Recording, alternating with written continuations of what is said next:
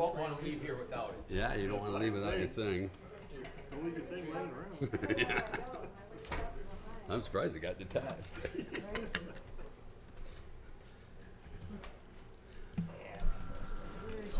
Well, looks like the crowd is really thinned out here.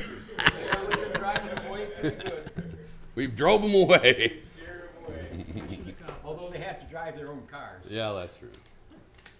Let's see what I got here. I'm assuming they drove cars. Like hitch on boxcar. What I can do here. I haven't done one any of these in a long time. We did those.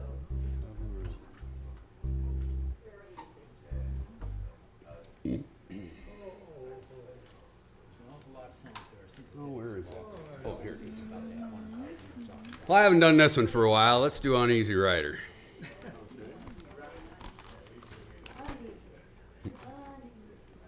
Uneasy Rider. You got to remember, this is about two groups of Southern folks. No Yankees involved.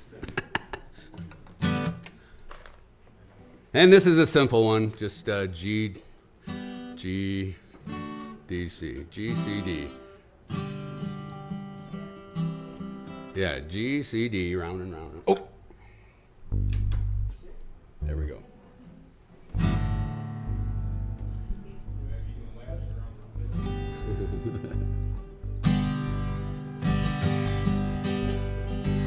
And feel free to come up and help me out, anybody, I don't care. I was taking a trip out to L.A., tooling along in my Chevrolet, looking out the window and digging on the radio. Just as I crossed that Mississippi line, I heard that highway start to whine, and I knew that left rear tire was about to blow. Well, the spare was flat, and I got uptight, 'cause there wasn't a filling station inside, so I just limped down on the shoulder on the rim. I went as far as I could, and when I stopped the car, it was right in front of this little bar, kind of a redneck looking joint called the Two Drop In. Well, I stuffed my hair up under my hat, and I told the bartender that I had a flat, and would he be kind enough to give me change for a one. Well, there was one thing I was sure proud to see. There wasn't a soul in the place except for him and me, and he just looked disgusted, pointed towards the telephone. Well, I called up a station down the road a ways, and he said he wasn't very busy today, and he could have someone out there in just about 10 minutes or so. He said, now you just stay right where you're at, and I didn't bother to tell the darn fool that I sure as heck didn't have any place else to go. Well, I just ordered up a beer and sat down at the bar when some guy come in and said, who owns this car with the peace sign, the mag wheels, and the 4 on the floor? Well, he looked at me and I dang near died, 'cause I decided that I'd just sit outside. So I laid $1 on the bar and headed for the door. Well, just when I thought I'd get out of there with my skin, these 3 big dudes come strolling in with one old drunk chick and some fellow with green teeth.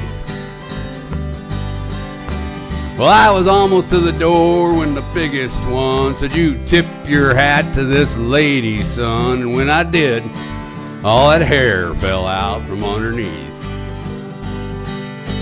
And now the last thing I wanted was to get in a fight in Jackson, Mississippi on a Saturday night, especially when there was 3 of them and only 1 of me.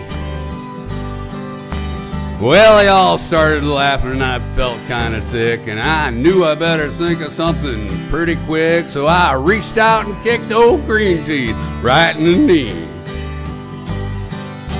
Well, he let out a yell that'd curl your hair, but before he could move, I grabbed me a chair and said, watch him, boys, 'cause he's a thoroughly dangerous man.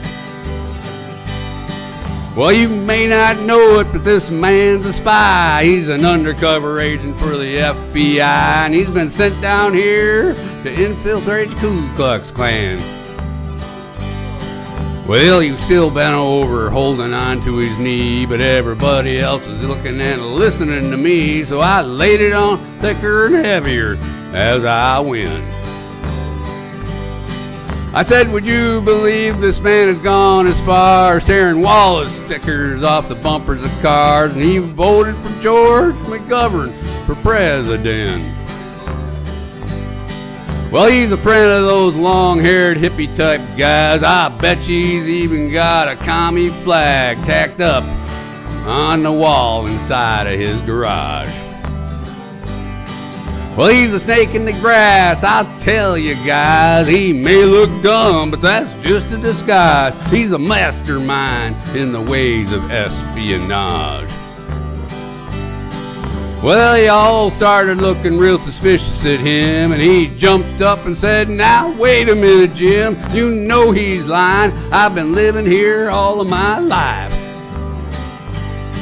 Well, I'm a faithful follower of Brother John Birch, and I belong to the Antioch Baptist Church, and I ain't got a garage. You can call home and ask my wife.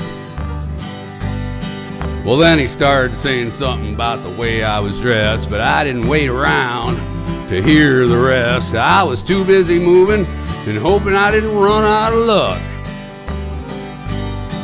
And when I hit the ground, I was making tracks, and they were just taking my car down off the jack. So I threw the man a 20, jumped in and fired that mother up. Well, old Mario Andretti would have sure been proud of the way I was moving when I passed that crowd coming out the door and headed towards me at a trot. And I guess I should have gone ahead and run, but somehow I just couldn't resist the fun of chasing them all just once around the parking lot. Well, I headed for the car, but I hit the gas and I spun around and headed them off at the pass. I was slinging gravel and putting a ton of dust in the air. And when I hit the road, I was really wheeling, had gravel flying and rubber squealing, and I didn't slow down till I was almost to Arkansas. Well, I think I'm gonna reroute my trip. I wonder if anybody'd think I flipped if I went to LA via Omaha. Thank you, thank you, thank you. And thanks for the compliment back here. Thanks, Don.